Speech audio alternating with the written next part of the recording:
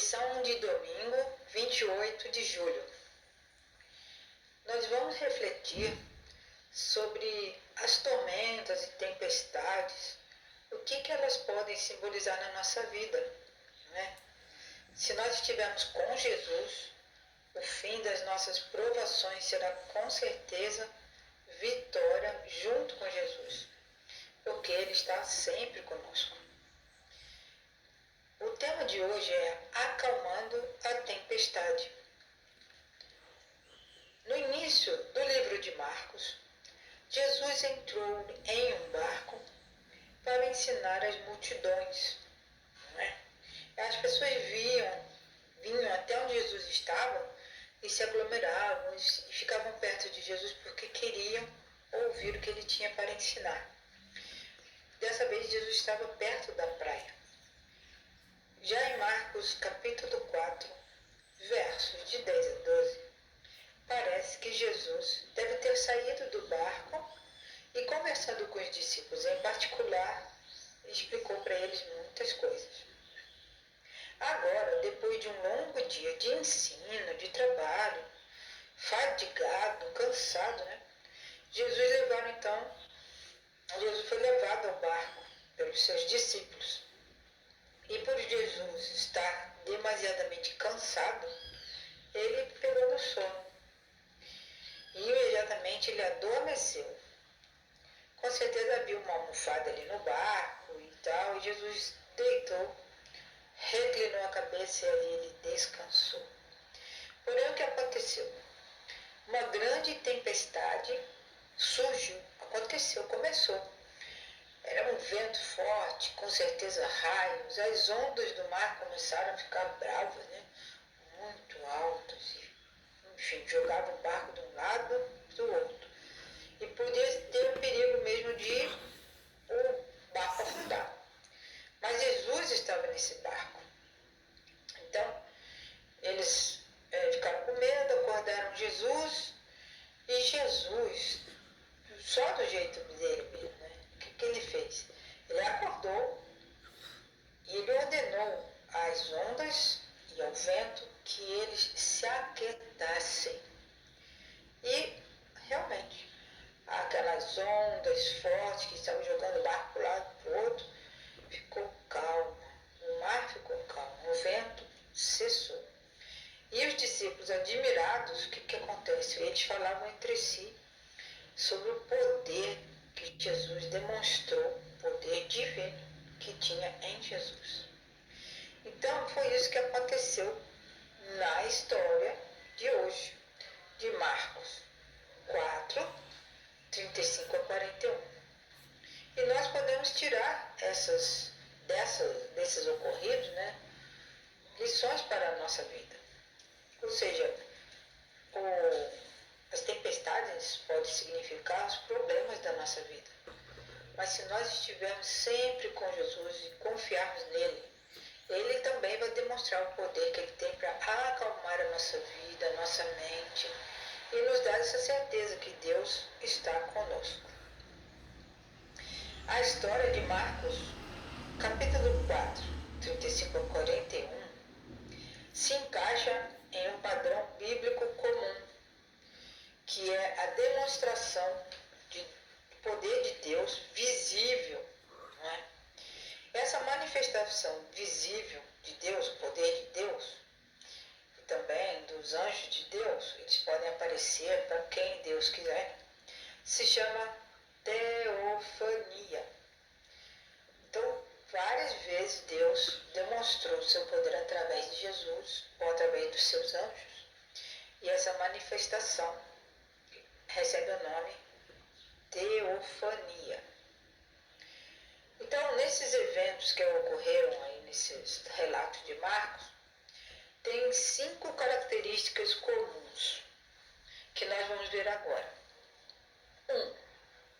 A demonstração do poder divino. Em todos os momentos, Jesus humildemente se colocou à disposição de Deus para que Deus, através de Jesus, manifestasse o poder divino. 2. Toda vez que a gente vê uma manifestação dessa, existe no ser humano um certo medo, né? E tanto é que os discípulos ficaram amedrontados com aquela tempestade e tudo mais. E quando Jesus fez o mar se acalmar, eles também ficaram espantados. Então, o número 2 é um medo humano. Número 3, nós vemos aí, né, nesses relatos, uma ordem de Jesus. Não tema. Então, por mais que os problemas na nossa vida sejam assim estranhos para nós e a gente se vê fraco diante de tantas coisas que nos acontecem, Jesus nos dá essa ordem. E a ordem de Jesus é para ser obedecida. Não tema. Tenha confiança em Deus. Desenvolva confiança em Deus. Número 4. As palavras da revelação para a qual Deus ou o anjo apareceu. Então, sempre existe uma palavra, um ensinamento de Deus quando ocorrem essas manifestações.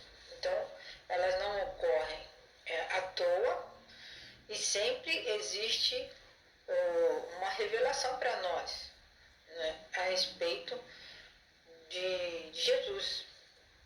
Então, as palavras de revelação para a qual Deus, próprio Deus se manifestando, ou um anjo que apareceu. Essas palavras nos revelam melhor, esclarece mais quem é Deus e o poder que Ele tem para nos ajudar. Número 5. Resposta humana à revelação. Será que a pessoa, quando vê uma manifestação de Deus, ela se admira, ela se espanta, ou as pessoas fazem como os líderes judeus, os escribas, os fariseus, acusavam Jesus de estar endemoniado? Então, a resposta humana a essa revelação também, né, nos mostra que é uma característica de quando Jesus, quando Deus Pai ou um anjo demonstra o poder de Deus nessa manifestação, que se chama teofania. 4 dessas 5 características estão nessa história de acalmar a tempestade. O fato de Jesus ter acalmado a tempestade demonstra o poder divino, o medo dos discípulos, que é o medo de todo ser humano, não é? E muitas coisas têm a ver com esse tipo de padrão, né, que ocorre quando acontece uma teofania. Temos uma pergunta.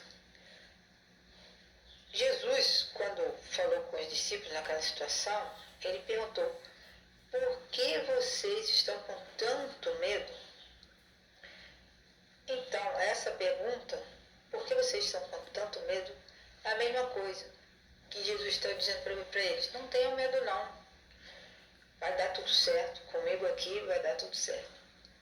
A pergunta dos discípulos entre si, eles começaram a cochichar quando viram aquela manifestação do poder de Jesus. Eles perguntaram entre si: quem é esse homem? Não é? Quem é esse homem? E a resposta a essa pergunta, para nós, todos os seres humanos, é muito importante. Quem é Jesus em nossa vida? O que está ausente são as palavras da revelação. Esse detalhe que falta se encaixa no tema do segredo e da revelação que percorre todo o livro. Então, Jesus ele não se revelou de uma forma assim total, porque senão as pessoas não iriam entender de qualquer forma, né? Então, ele foi compreendendo a situação da mente humana e foi se revelando aos poucos. E até isso ocorrer de forma clara e total, Jesus tem se revelado a nós, seres humanos, aos poucos. Mas no fim, toda a verdade de Jesus, como nós já vimos na lição das parábolas, toda a verdade sobre Jesus será revelada a todo mundo. E quando os discípulos perguntam entre si: quem é este que até o mar e o vento lhe obedecem? Nós, como leitores da Bíblia, precisamos dar essa resposta para Jesus. Quem é Jesus em nossa vida? E nós sabemos que, apesar de faltar algumas revelações a respeito de Jesus, nós compreendemos que Jesus é o Filho de Deus. E isso vai acontecer com todos os seres humanos. Todas as pessoas têm que procurar essa resposta. Quem é Jesus na nossa vida? E a resposta final é que Jesus é realmente o Filho de Deus, mas ele também é o próprio Senhor. Que essa revelação nos seja dada e confirmada para que nós, nos problemas que nós passarmos em nossa vida, possamos reconhecer quem é Jesus na nossa vida. Bom estudo para vocês e que Deus os abençoe.